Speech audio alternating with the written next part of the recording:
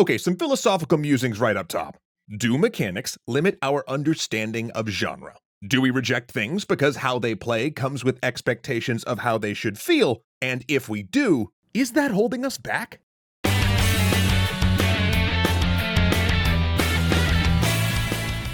Thanks so much to Factor for keeping us well fed fast.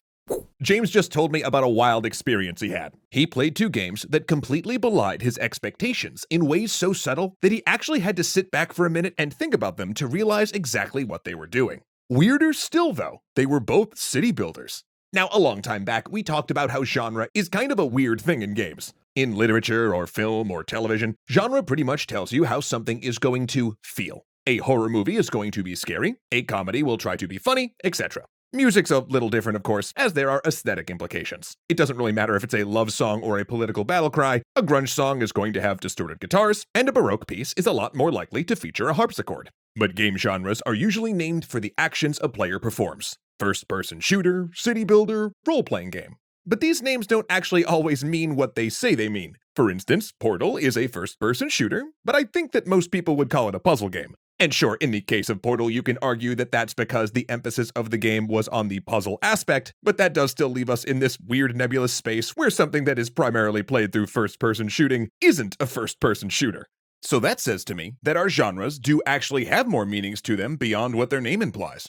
First-person shooter doesn't just mean shooting in first person. It also means action, violence, conflict. It means tension and danger overcome by tests of precision. And it's actually amazing what you'll find once you start unpacking genres like this. However, the very fact that there is a mismatch between the label and actual player expectation can cause problems, because some substrata of our brain know the underlying core behind game genres, and so sets up subconscious expectations for us. Which brings us nicely back to city builders.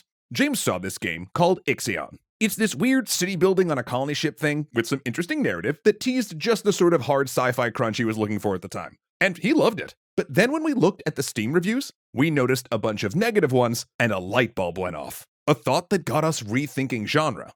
It was because this game is hard. Like Dark Souls hard. What does that even mean, though? The Dark Souls of city builders. It basically means that you'll lose a lot. You'll have to restart from scratch. It means that decisions you make 10 minutes in will come back to haunt you hours later. Oh, and it's great. But it's not a city builder. It's an RPG that just happens to be using city building as its main mechanic. But because it looked like a city builder, and played, at least on the surface, like a city builder, players were coming in with their expectations from city building games. So what are those? What really is the city building genre right now? Well, I'd posit they're optimization games about efficiency and growth. They're based on the joy of watching something you've created spring to life, of shepherding something to reveal a more and more magnificent and delicate structure. They're strange amalgams of puzzles and toys that give you a set of tools and say, build. But here, friends, is where it gets interesting. Even though these games are optimization problems, almost none of the major ones require true optimization. Sure, the more you optimize, the faster you'll progress. But in most of them, if you were inefficient or make a mistake in the beginning, you just wait on the resources you need to progress. They're sort of Zen games when you think about it, whose most common mode has no goal or endpoint. They're there for you to create, risk-free. And that last part is really important, because it's so baked into the genre that even hardcore city builders like Anno don't really let the player lose or hit a failure state. But getting behind the genre label to the fundamental assumptions that underpin the genre lets us examine those assumptions and start to question them. So, was bringing risk back into city building a good thing? Well, ignoring the genre question, and ignoring the fact that doing so might not make it what most people call a city builder, what happens when you take city building mechanics and add risk? First, it lets you tell a more compelling story. Because let's be real, it's hard to have a story without stakes, you know? Second, it adds urgency to the optimization problem. You have an incentive to find better solutions. But interestingly, because you are fundamentally on a clock, racing against resources into resources consumed, it actually relieves you of the burden of finding the perfect solution. Good enough to survive is good enough. It doesn't require the absolute finicky optimization of something like a Factorio, for example, but that's still a whole different genre. Most powerfully, though, it gets you invested in the fate of your city. Whereas SimCity is famous for allowing you to unleash natural disasters on your creations because at a certain point when there's nothing left to do, no clock to beat, or optimizing more starts to feel tiresome, you can have a good laugh and throw an off-brand Godzilla at the place, which then lets you rebuild and do the engaging part of the game over again. And I think this shows how clearly the people working on SimCity realized that it was the act of building that players would care about in their game, not having the player get invested in the people who inhabit their city, or even the towers of glass and steel that made up the city itself. But adding stakes gives us that. So I think there's grist there. Something to mine to reinvigorate the genre, or perhaps give us a new genre altogether that utilizes the mechanics the city builder is named for. Again, a genre I'm actually excited about. Now, remember at the beginning of this, I said James found a second title? Well, that was Against the Storm, a city-building roguelike. You heard me right. A city-building roguelike where each run, what buildings you're actually able to build are drafted as you go. And you have to figure out how to complete objectives while working around what might be an incomplete supply chain. And it's fascinating as well because it forgoes the narrative aspects that Ixion uses, the reintroduction of risk into city building, and instead really leans into different gameplay aspects. It uses the very real prospect of failure to make every choice feel meaningful and interesting. So where Ixion is an RPG, Against the Storm is much more akin to something like a Magic draft, continuously keeping you tacking back and forth to accomplish your goals, while the game keeps giving you new problems to work around. There's just a huge amount of unexplored design space here, and that's just awesome. And of course, we've seen some games poking around these types of things for a while, but it was really these two games that made it click for me, because they made me think past just mechanics and re-examine genre, and actually what genre even means in games anyway.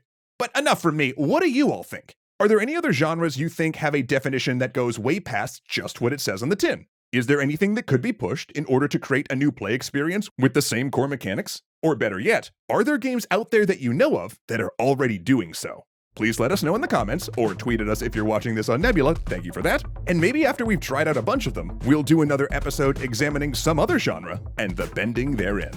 But until then, do you know what I've never had to bend over backwards for? Finding something tasty and healthy to eat fast, thanks to the good folks over at Factor. Now, y'all know how much I love to cook, but I really only have time to do that on the weekends these days. Ooh, and I'll see you then, HelloFresh. Excuse me, but during the week, I never have time to make meals from scratch. So what am I supposed to do, right? Frozen meals have too many preservatives and taste like Garbo, and of course my bank account lives in constant fear of my takeout orders. So my go-to solution for a while now has been Factor, which is this awesome ready-to-eat meal delivery service that takes the guesswork out of my breakfast, lunch, and dinner. Every meal is ready in 2 minutes with no prep and no mess, just good dang food right when I need it. Factor also gives you just a ton of meal options to choose from to achieve any nutritional goals you may have. They got everything from keto, veggie, protein plus, vegan options, calorie smart, which is meals I think that are 550 calories or less, and a ton more, all of which you can choose from their just delectable rotating weekly menu. I like to do it on Sundays because it locks it in and I can get it midweek. And actually, you can even mix and match between all of those types of meals to ensure that everyone in your household gets the exact type of food that they love fast. And having just gotten back from a week of eating crappy conference food, I was pumped to come home to a fridge full of meals I was actually excited to eat, like their shredded chicken taco bowl. It's one of my absolute go-tos, and it just reminded me how happy I was to be home. Plus, it was so fast, it got me a little extra couch co-op time with Zoe. That is, of course, code for scratches. So this spring, if you want to eat better while also just being better with your time, all you gotta do is head to Factor75.com or click the link below and use the code ExtraCredits50 to get 50% off your first Factor box. And when you do, not only will you be joining me in getting fast, tasty meals that fit your lifestyle, but you'll also be helping to directly support the content that you love. Oh, and while I'm sure by now you are sick of me talking about their smoothies, that's actually too bad. They are amazing, and I will shout it from the digital rooftop. Oh, don't get jealous, HelloFresh. Again, that's 50% off your first box at Factor75.com using that code ExtraCredits50. Thank you so much in advance, and we'll see you all next time.